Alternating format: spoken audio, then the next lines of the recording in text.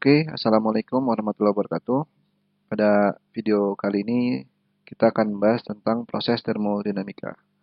Oke, kita mulai dari definisinya. Apa sih proses termodinamika itu? Proses termodinamika adalah proses yang menyebabkan berubahnya keadaan termodinamika suatu zat. Jadi keadaan termodinamika itu ditandai dengan parameter fisis. Ada ya biasanya dalam bentuk pressure, tekanan ya. Kemudian ada volume, kemudian ada temperatur, ada entalpi, dan lain sebagainya. Nah, dalam termodinamika biasanya proses-proses itu, proses perubahan keadaan termodinamika itu disederhanakan menjadi setidaknya 4 proses, yaitu isobarik, isotermal, isochorik, dan adiabatik. Nah, masing-masing ini memiliki arti iso itu konstan ya, sama gitu. Jadi kalau isobarik itu tekanan yang konstan, kemudian dan seterusnya. Nanti kita bahas satu-satu. Oke, ini ada gambar pressure dan volume. Jadi misal keadaan satu di sini, kemudian keadaan dua di sini.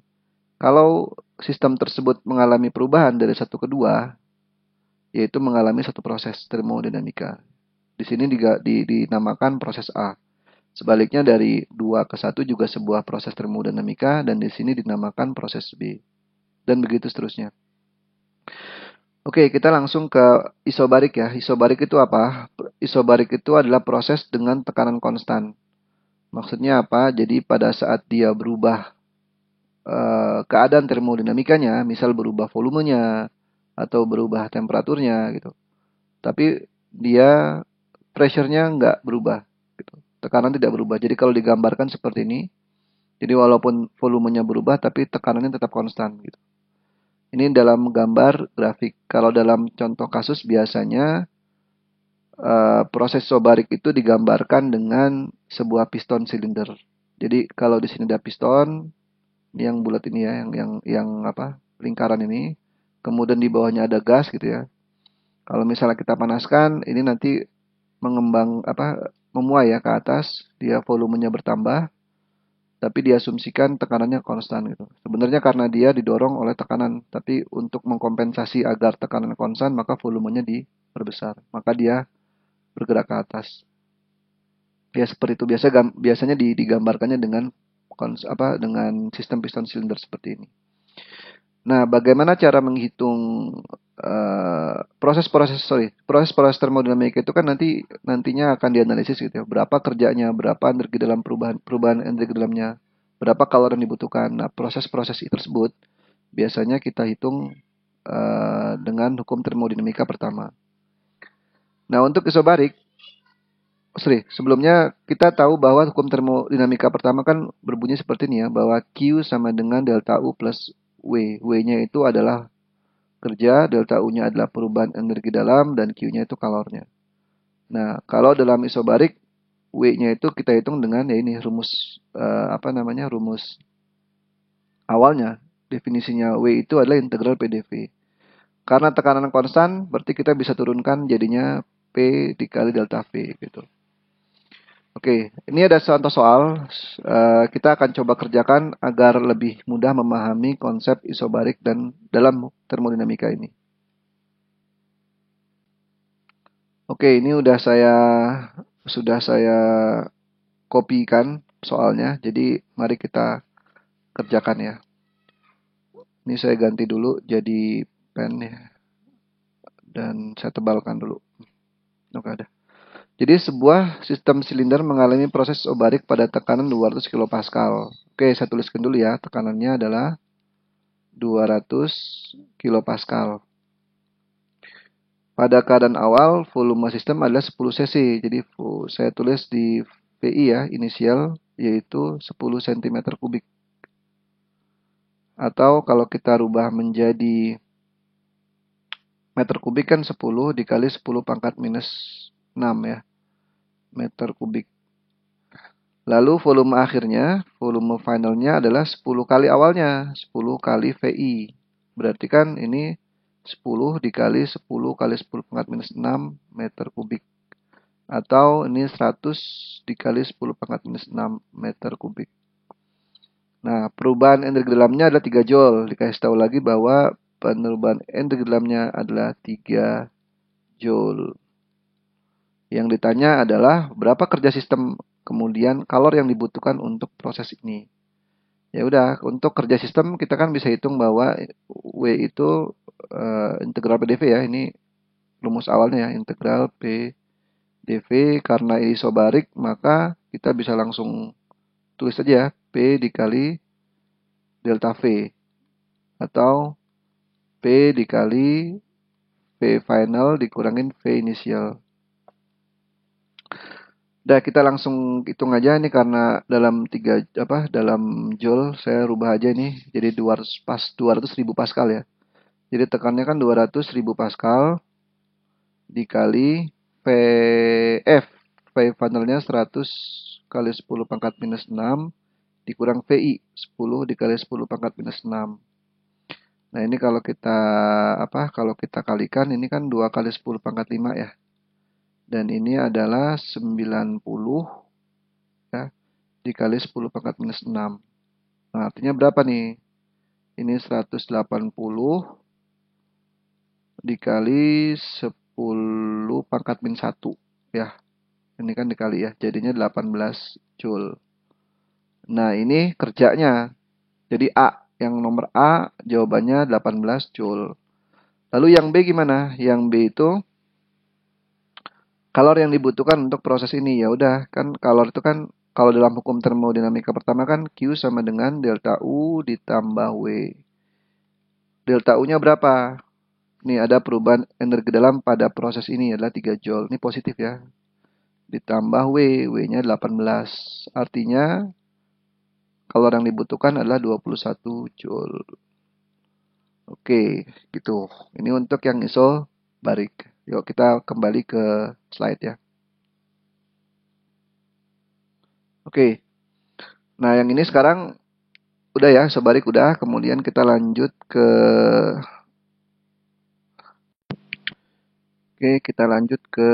isotermal. Nah, kalau isotermal itu adalah proses dengan temperatur yang tidak berubah atau konstan. Kalau digambar dalam grafik pressure volume ya seperti ini. Ini ada PI itu pressure initial, nih PF pressure final. Ya, dia berubah dari sini ke sini gitu ya. Volumenya berubah, tekanannya juga berubah, tapi temperaturnya tidak berubah. Ini digambarkan dengan garis melengkung ke bawah. Garis melengkung tapi curam gitu. Nanti di adiabatik ada juga grafik melengkung juga tapi tidak terlalu curam, namanya adiabatik. Ya, sekedar informasi aja untuk adiabatik.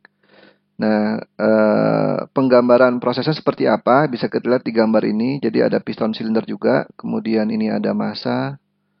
Jadi prosesnya mungkin ini diberi kalor, tapi mengembang. Jadi P1 pressure-nya berubah antara satu dan dengan keadaan final. Volumenya juga berubah, tapi temperaturnya konstan. Nah, dalam perhitungannya isotermal perlu kita hitung dengan menggunakan rumus ini, kerja dalam isotermal. Jadi kita kembalikan kepada definisinya yaitu integral PdV. Lalu untuk isotermal besarnya perubahan energi dalamnya adalah 0. Kenapa? Karena temperaturnya tidak berubah. Nah, energi dalam itu sangat erat kaitannya dengan temperatur. Kalau temperaturnya nggak berubah, maka energi dalamnya juga tidak berubah. Nah, kalau persamaan-persamaan ini kita masukkan ke dalam hukum termodinamika pertama, yaitu Q sama dengan delta U plus W, kita tahu delta U-nya adalah 0, jadi ya udah Q sama dengan W. Dan W-nya itu integral PdV. Nah, untuk lebih jelasnya, mari kita kerjakan soal ini ya. Nanti saya copy pastekan dulu sebentar. Nah, ini udah saya copy pastekan. Mari kita kerjakan. Jadi, sebuah sistem berisi gas mengikuti persamaan seperti ini. Jadi, saya tuliskan lagi persamaannya ya. PV per T sama dengan konstan ya. C gitu ya. Atau ini kalau saya bisa tuliskan berarti ya P1 V1 per T1 sama dengan P2 V2 per T2. Nah, ini disebutkan dalam P dalam Pascal, V dalam meter kubik, dan T dalam Kelvin. Gas ini mengalami proses isotermal, ya.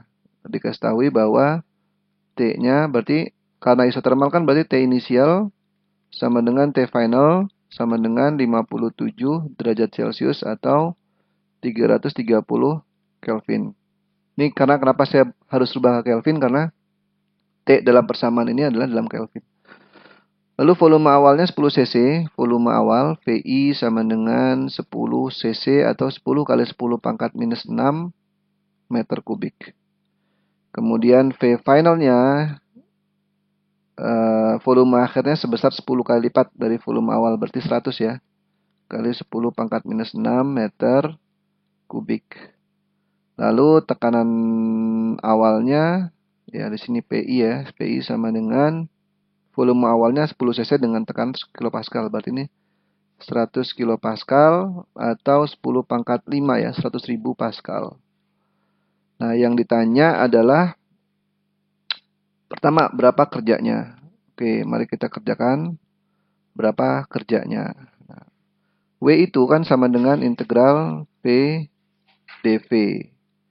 P-nya gimana? P-nya kan berarti kalau kita lihat persamaan ini, saya tuliskan berarti bisa juga saya tuliskan bahwa P itu sama dengan apa nih? CT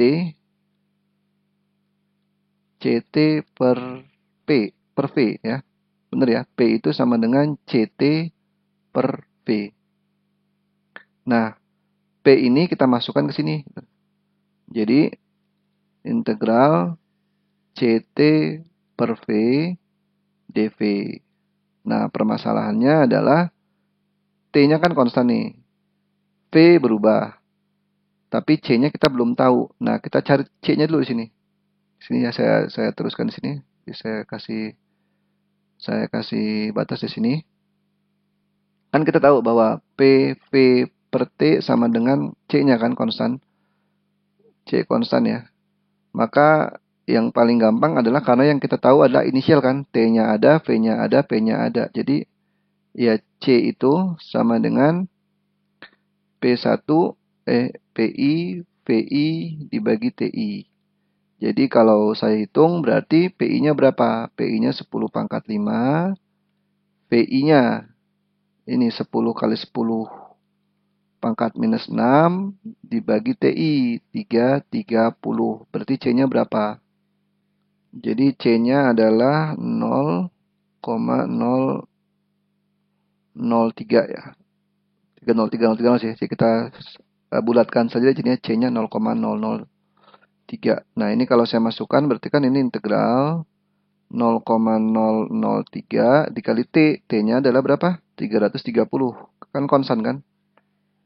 10 dibagi V. V-nya ini nggak konstan nih. Jadi dV. Nah, ini saya turunkan dulu. Nah, kalau udah kayak gini, ini kan konstan yang atas nih. Berarti kan bisa kita tuliskan ini 0,003 dikali 330 integral 1 per V dV. Nah, ini kalau kita kalikan adalah ini 0,9 sekian ya. Atau kita bulatkan saja karena mendekati 1 sekali. Jadi kita bulatkan 1 ya. Ini integral 1 per V dV itu adalah ln V. Ln V dari V1 ke V2. Atau kalau kita ini kan 1 berarti ya udah ini kan tinggal ln V2 per V1. Kalau masih ingat ya, sifat logaritmik kalau ln V2 dikurang ln V1 itu sama dengan ln V2 per V1. Oke, ya udah. Tinggal dimasukin berapa nih? Ln V2-nya berapa? V2-nya 100 kali 10 pangkat minus 6. Atau ini tadi kita pakai ini ya, pakai apa namanya? Pakai lambangnya F sama I ya. Jadi biar konsisten aja saya hapus dulu. Ini jadinya VF ke VI, ini VF ke VI ya. Jadi VF-nya berapa? 100 kali 10 pangkat minus 6 dibagi VI-nya 10 kali 10 pangkat minus 6, berarti sama dengan ln 10 sama dengan ini kalau saya hitung dapatnya 2,3 joule ya, 2,3 joule. Nah, ini adalah W-nya nih. W, saya tulis lagi ya, W, W, W, W. Jadi yang nomor satunya sudah kan? Nah, yang nomor A, sorry. Nah, yang nomor B-nya gimana? Yang nomor B saya tulis di sini aja. Yang nomor B itu kan kalor. Q sama dengan delta U ditambah W. Kalau isotermal, delta U-nya kan 0. Jadi Q sama dengan 0 ditambah W. Berarti Q sama dengan ya 2,3 joule juga gitu. Sama. Oke, semoga bisa dipahami. Oke, selanjutnya adalah proses isokorik. Proses isokorik itu proses dengan volume konstan, artinya volumenya nggak berubah.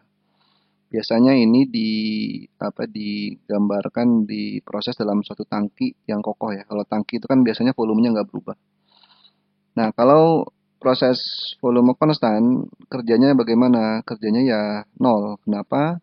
Karena secara definisi saja bahwa kerja itu adalah integral PdV. dV itu kan perubahan volume. Kalau perubahan volumenya nol, artinya ya udah ini nilainya nol.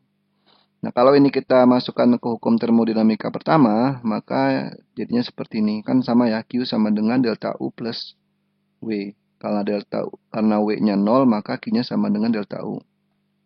Nah, sekarang kita coba contoh soal lagi ya, seperti proses-proses sebelumnya. Ini contoh akan saya coba copy pastekan ke Paint dulu. Oke, ini udah saya copy pastekan. Kita coba kerjain ya. Jadi ada 10 gram gas dalam sebuah tangki kokoh. Ini ada kata kunci tangki kokoh, artinya volumenya nggak berubah. Yaitu berkapasitas 1 liter mengalami pemanasan dari temperatur 27 derajat Celcius menjadi 127 derajat Celcius. Kemudian energi dalam spesifik gas tersebut mengikuti persamaan ini. Yang ditanya berapa kerja yang dilakukan, berapa kalori yang dibutuhkan. Oke, ini kita coba rangkum dulu apa yang dikasih tahu ya. Jadi masanya sama dengan 10 gram ya, 10 gram. Artinya ini 0,01 kilogram. Kemudian kapasitas tangki volumenya sama dengan 1 liter atau 10 pangkat minus 3 meter kubik. Lalu temperatur inisial sama dengan 27 derajat Celcius menjadi temperatur finalnya sama dengan 127 derajat Celcius.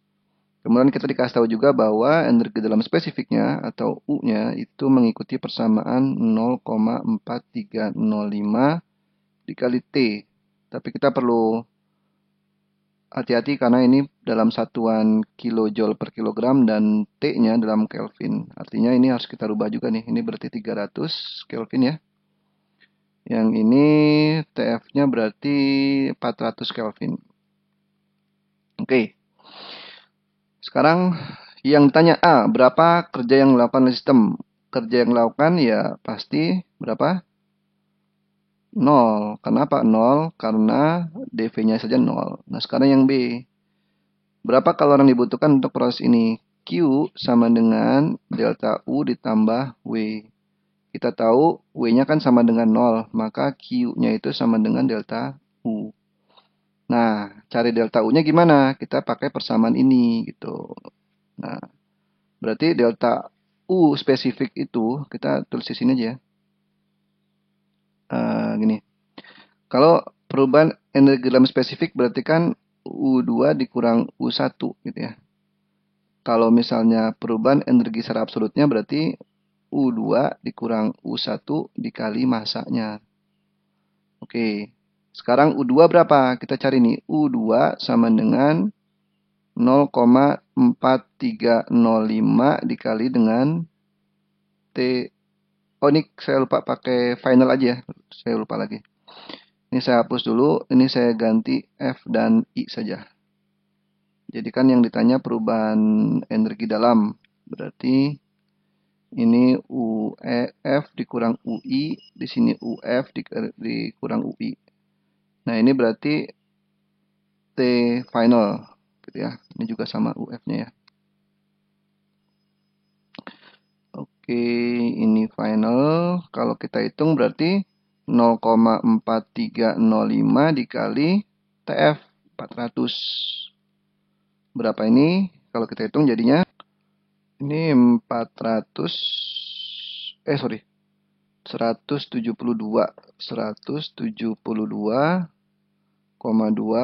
kilojoule per kilogram. Ini masih spesifik ya, UF U kecil kan. Sedangkan U inisialnya adalah 0,4305 ya, 0,4305 dikali T inisial. Jadi sama dengan 0,4305 dikali 300. Ini sama dengan, ini dapatnya 129,15 kilojoule per kilogram. Berarti kalau yang kita ingin tahu kan ini, berarti delta U absolutnya adalah 172,2